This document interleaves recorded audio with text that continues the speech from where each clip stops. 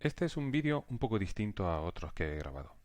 En este vídeo vamos a comenzar un viaje que nos va a llevar desde la aritmética por caminos aparentemente erráticos, no sabemos muy bien a dónde nos va a llevar, hasta que finalmente, sin darnos cuenta, vamos a llegar a nuestro destino, que es el álgebra.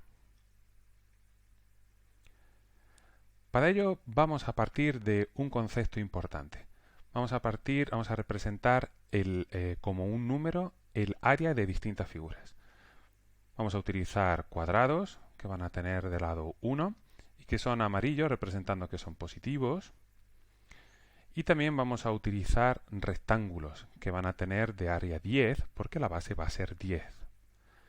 Vamos a necesitar también áreas que van a ser negativas, ¿vale? Para representar a los números que son negativos, que todos ellos se van a representar en rojo. La base se da la que se da negativa, o bien -1 o bien -10.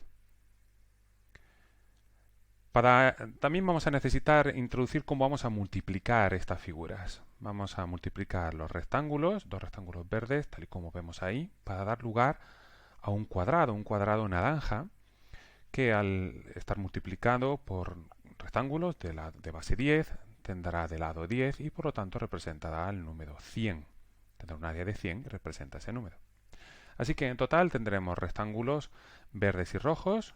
También los tendremos en vertical y en horizontal, que representarán 10 y -10, cuadrados amarillos y rojos, que representarán -1 y +1, y finalmente un rectángulo naranja que se da a 100. Quizá os preguntéis cómo vamos a representar otros números que no sean estos que tenemos aquí.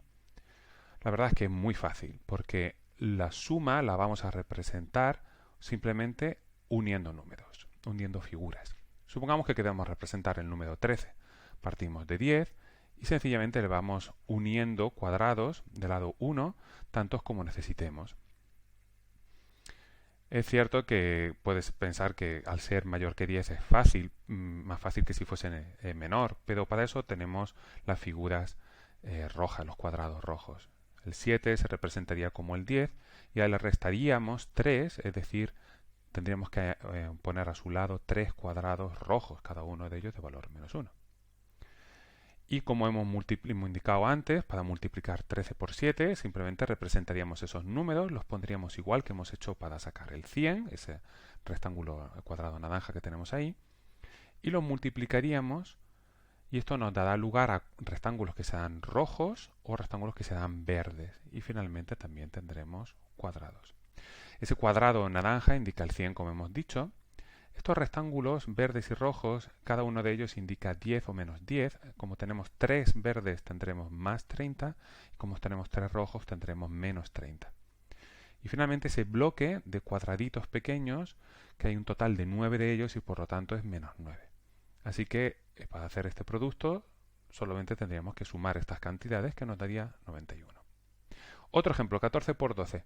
Representaríamos 14 como 10 y 4 cuadraditos amarillos. Entonces sería un rectángulo verde y 2 cuadrados amarillos. Los multiplicamos los rectángulos, multiplicamos los rectángulos por los cuadrados y multiplicamos los cuadrados entre ellos. Así que tendríamos 100, igual que antes. Tendríamos en este caso 6 rectángulos verdes, que serían un total de 60. Y tendríamos un bloque de cuadrados amarillos, que serían 8 cuadrados amarillos que darían 8, por lo tanto el producto de esto sería la suma de estas tres cantidades. Un último ejemplo, 9 por 8. Como los dos están por debajo de 10, habría que añadir cuadrados rojos. En el caso del 9 solo 1 y en el caso del 8 2. Lo multiplicamos y daría un cuadrado naranja. Los rectángulos que sostienen de multiplicar los cuadrados por los rectángulos y los cuadrados entre ellos que darían más cuadrados. De nuevo 100, obtenemos 100, 3 rectángulos rojos en este caso, que sería -30, -10 de uno de ellos y -20 de los otros dos, y un bloque de 2 cuadrados amarillos que sumaría 2, ¿vale? Los dos serían positivos porque son un producto de dos números negativos. Así que lo sumamos y obtendríamos 72, que es el resultado de este producto. Bueno, esto puede parecer un poco difícil para unas operaciones que son tan sencillas, pero vamos a sacarle mucho partido ahora. Vamos a ver qué conclusiones podemos obtener de lo que hemos visto. Solo mirando el primer ejemplo ya se pueden ver conclusiones, pero vamos a ponerlos todos juntos. Ponemos los tres productos juntos y vamos a ver qué tienen en común. Todos ellos tienen un único rectángulo naranja que tenía de valor 100, un cuadrado naranja que tenía de valor 100, y tienen rectángulos verdes, algunos de ellos, y rectángulos rojos, otros de ellos. Algunos tienen de los dos y otros solo tienen uno. En el primer ejemplo, os podéis preguntar de qué depende que sean rojos o que sean verdes. Bueno, vemos que los rectángulos que utilizamos para representar los números siempre son verdes y que aquí tenemos cuadrados amarillos y que esos cuadrados amarillos que son positivos dan lugar a los rectángulos que son positivos. Y tenemos rectángulos rojos, cuadrados rojos, perdón, que son negativos y esos dan lugar a los rectángulos que son rojos. Es decir, si los rectángulos que obtenemos dependen exclusivamente de si estamos utilizando los cuadrados amarillos o los cuadrados rojos. Es decir, que tendré tantos rectángulos verdes como cuadrados amarillos y tantos rectángulos rojos como cuadrados rojos. Vamos a ver que esta regla aquí también funciona. Tengo 4 cuadrados amarillos del 14, que son los positivos, y 2 cuadrados amarillos del 12, que son positivos. Es decir, tengo 4 más 2, que son los cuadrados que tengo, por 10, que es lo que representan los rectángulos verdes. Y en el último ejemplo tengo 2 cuadrados rojos, que son negativos, y un cuadrado rojo, que es negativo. Así que el número de rectángulos que tengo serían menos 1 y menos 2, ¿vale? Que serían, bueno, pues menos 3, claro, ¿no?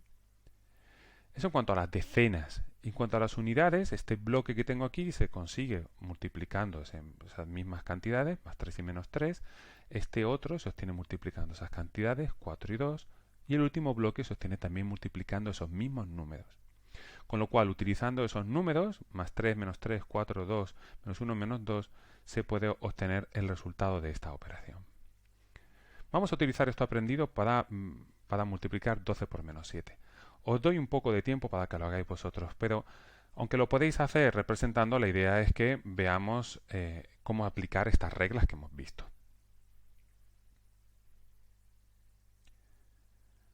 Bueno, si necesitáis más tiempo podéis parar el vídeo.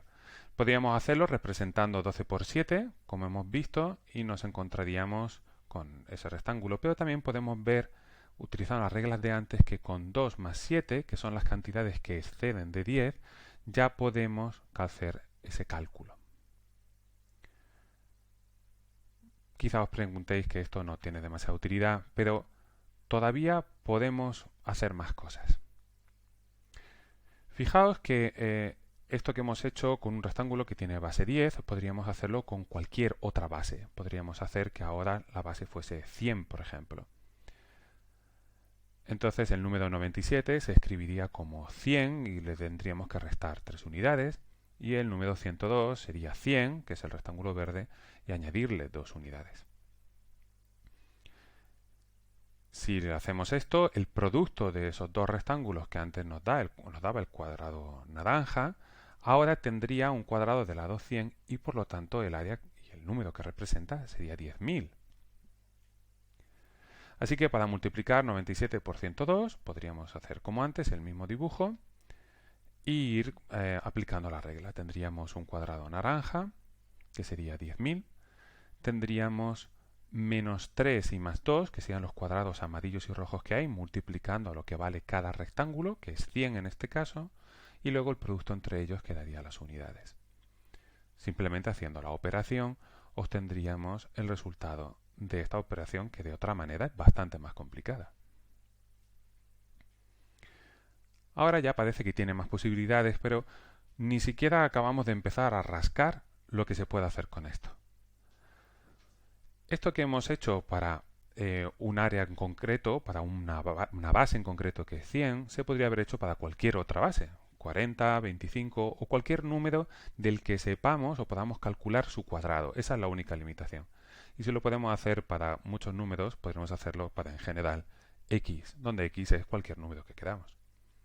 Si eso es así, ahora el cuadrado que tendríamos representaría un área de x cuadrado, ¿vale? Ya que sería el producto de x por x.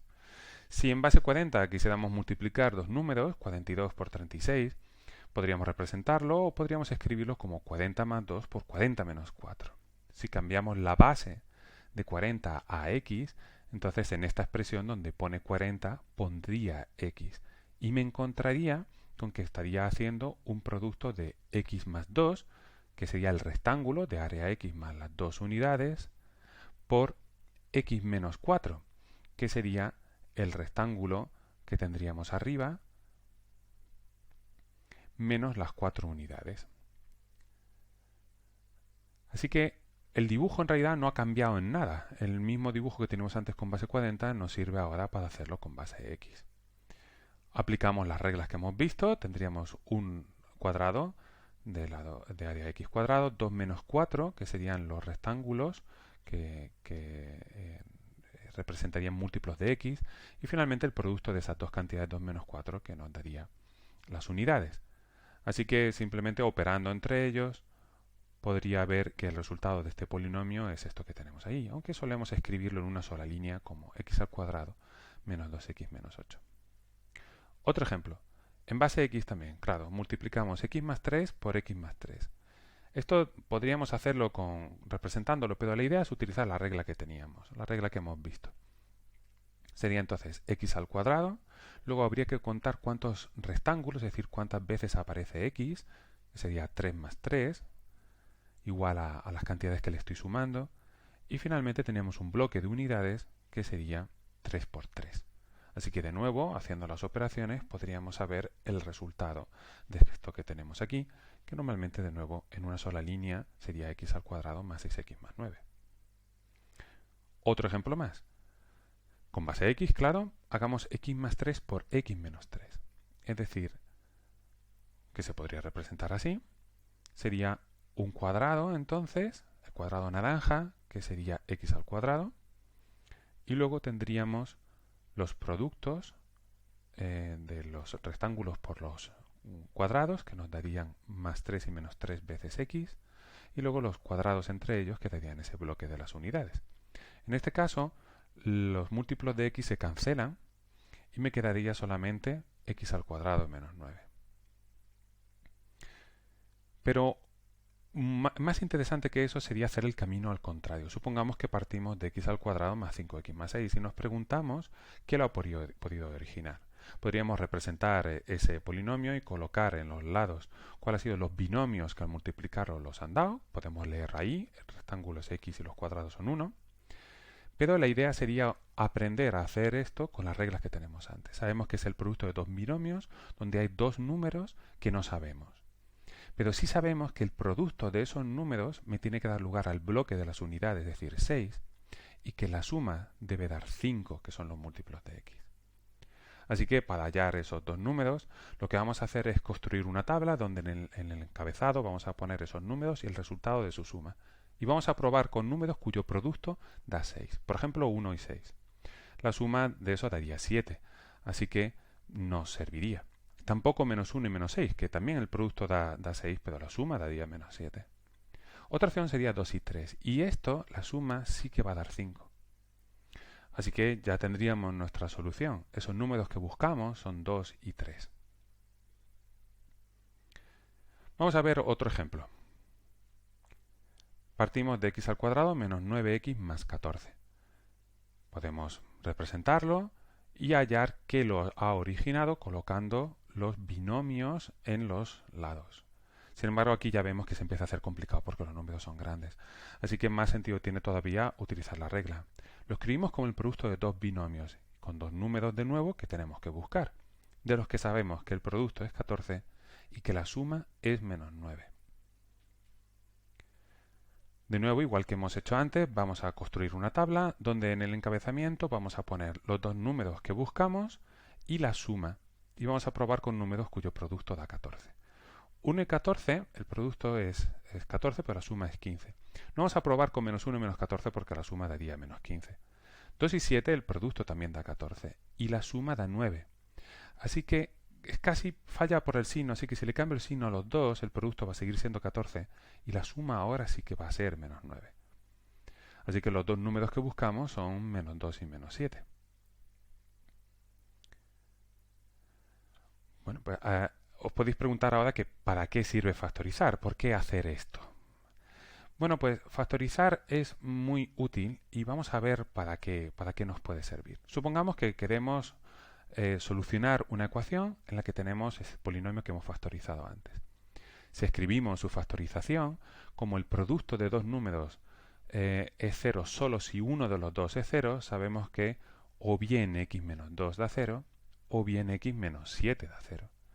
Si el primero de ellos es 0, entonces la solución sería 2. Y si el segundo de ellos es 0, entonces la solución sería 7. Otro ejemplo. X cuadrado más 3x menos 28. Queremos saber dónde esto es 0, es decir, hallar la solución de esa ecuación de segundo grado. Si lo factorizamos, siguiendo las reglas que hemos visto antes, entonces si el producto de los dos es 0, de nuevo uno de los dos factores es 0, o el primero de ellos o el segundo. Si el primero es 0, entonces la solución sería menos 7. Y si es en el segundo factor el que es 0, entonces x valdría 4. Esto que hemos visto siempre ha sido para el caso en el que a es distinto de 1. Si queréis saber más, podéis buscar en internet las relaciones de Cardano-Vieta, para el caso en el que a no es 1 o para ecuaciones de otro tipo. Muchas gracias por haber estado atento a este vídeo.